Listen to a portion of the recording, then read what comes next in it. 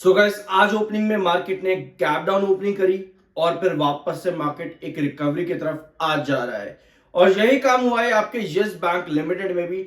Down trend open हुआ but फिर वापस दिन के आखिर जाते जाते जाते अभी तक जो आपका टाइम चल रहा है लगभग 1:30 से 2 बज रहा है इस समय, और यस बैंक लिमिटेड लगभग 1.5% की रिकवरी कर चुका है आज के दिन के अंदर। अब ये रिकवरी के बीच में दो इंपॉर्टेंट लेवल्स आते हैं, पिछले 3-4 वीडियो से हम उसको डिस्कस कर भी रहे हैं। ये दोनों ही लेवल्स इतने जरूरी है कि यहीं से ही नेक्स्ट मूव डिसाइड होता है यस बैंक लिमिटेड का। कुछ खबरें भी हैं, पॉजिटिव स्टेटमेंट्स भी हैं कंपनी के प्रेजेंट को लेकर के। समझते हैं एक पॉइंट को, वीडियो को एंड तक देखना और सब्सक्राइब करने का बड़ा reason, I am NISM 7 certified. शुरू करते हैं आपकी खबरों से जो कि यस बैंक से रिलेटेड है।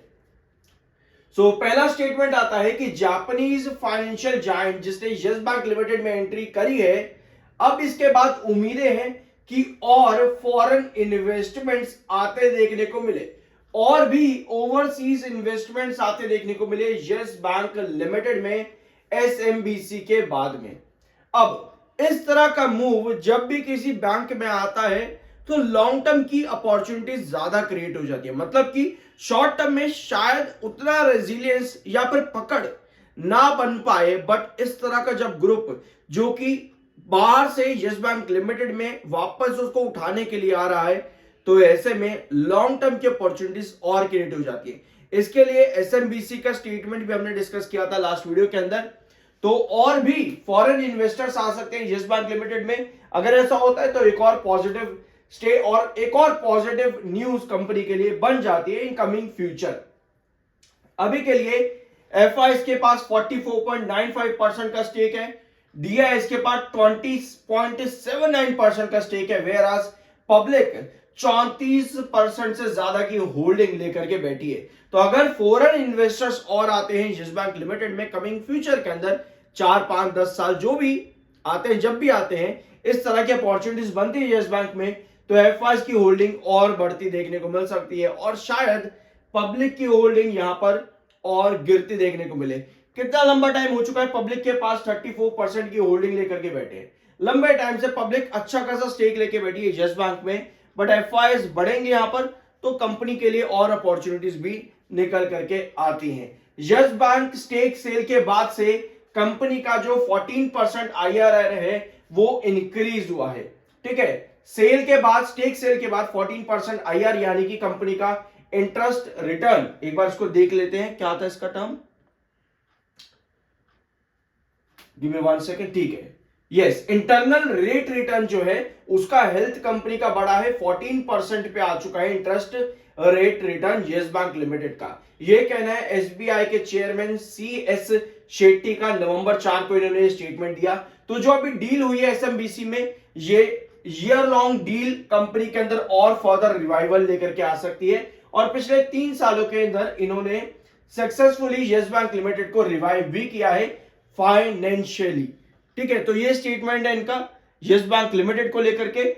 एक और अपडेट है यस बैंक लिमिटेड से रिलेटेड। आपको पता होगा कि अनिल अंबानी पर इस समय CBI रेड चल रही है, और जो पुराने मामले हैं, जो भी पुराना मैनेजमेंट यस बैंक लिमिटेड या फिर आपके रिलायंस ग्रुप का था, वो फ्रॉड के अंदर पकड़ा जा रहा है। तो यस बैंक लिमिटेड में लगभग 2700 करोड़ का नुकसान एक टाइम पर हुआ है अनिल अंबानी के, जो भी इनके ऊपर अब निकल करके आ रहा है प्रोब उसके अंदर। ठीक है, तो यस बैंक लिमिटेड को भी इसके पुराने नुकसान झेलने पड़े हैं 2700 करोड़ के आसपास।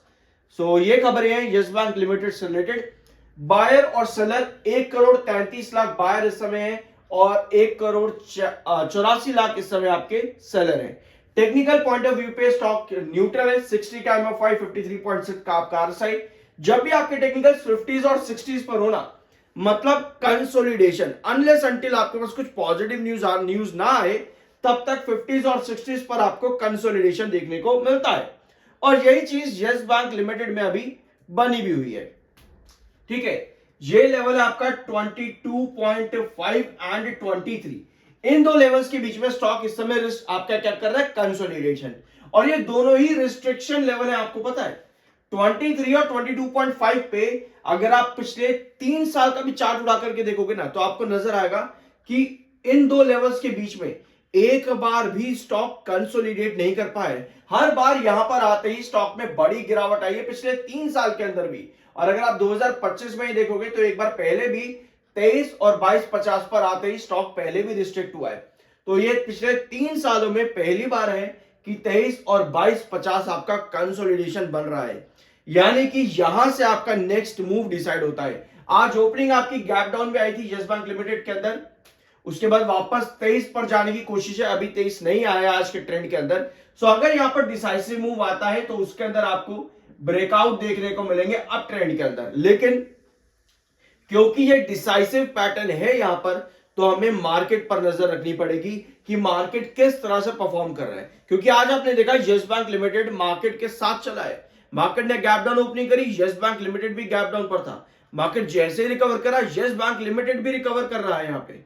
सो अभी हमको देखना है 14 नवंबर को बिहार के इलेक्शन है, जिससे पूरे देश की पॉलिटिक्स भी डिसाइड हो सकती है। और वहां पर कुछ भी नेगेटिव आता है तो भैया डिसरप्शन पूरे मार्केट पर देखने को मिल जाएगा। इसी वजह से कहीं ना कहीं यस बैंक लिमिटेड भी अभी कंसोलिडेशन जोन पे है, 22.50 से लेकर के 23 के बीच में। 14 नवंबर का वेट रहेगा, पॉजिटिव रहता है तो आपको यहां से ब्रेकआउट के चांसेस हैं। लेकिन फिर वही बात कि अगर मार्केट को वहां पर कुछ भी डिसरप्शन मिलता है तो यस बैंक लिमिटेड पर भी उसका इफेक्ट, ओवरऑल मार्केट पर इफेक्ट पड़ेगा। तो यस बैंक लिमिटेड भी कहीं ना कहीं वहां पर डिसरप्ट हो जाता है on chart pattern. Buy sell की कोई रिकमेंडेशन नहीं, वो आपकी अपनी मर्जी और ओपिनियन होना चाहिए। मिलता अगले वीडियो में, सब्सक्राइब जरूर कर देना।